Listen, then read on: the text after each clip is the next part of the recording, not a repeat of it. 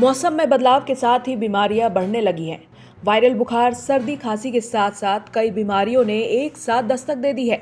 देश भर में इन्फ्लुएंजा H3N2 जोर पकड़ा हुआ है। अस्पतालों में ज्यादातर इसी के मरीज आ रहे हैं। कर्नाटक और हरियाणा में इससे 2 लोगों की मौत भी हो चुकी है। लेकिन इस बीच कोरोना के मामले एक बार फिर बढ़ने शुरू हो गए हैं।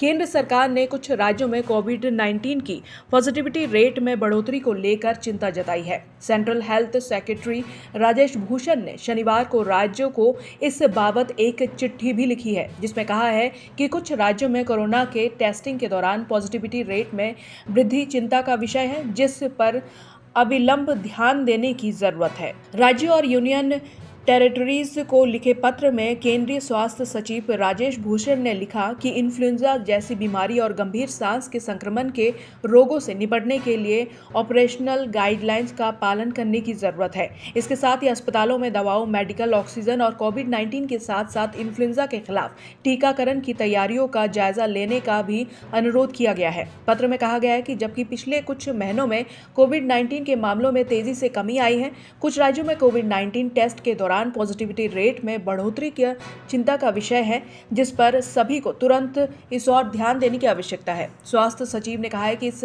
नए मामले की कम संख्या, अस्पताल में भर्ती होने की संख्या में कमी और कोविड-19 टीकाकरण कवरेज के मामले में महत्वपूर्ण प्रगति के बावजूद सतर्क रहने, टीकाकरण और कोविड नियमों का पालन करने की जरूरत है। पत्र में कहा गया है कि कोविड के साथ ही इन्फ्लुएंजा के मामलों में बढ़ोतरी भी देखी गई है।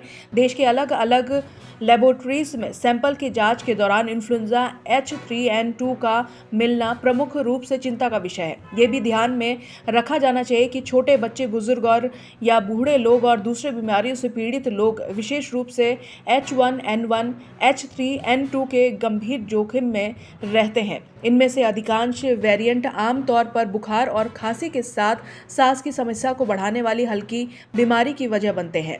वहीं कुछ मामलों में खासकर बुजुर्ग, मोटापे से ग्रस्त और दूसरी बीमारियों से ग्रसित और गर्भवती महिलाएं इनसे अधिक गंभीर पीड़ित हो सकते हैं। Bureau report, Janbhavna times.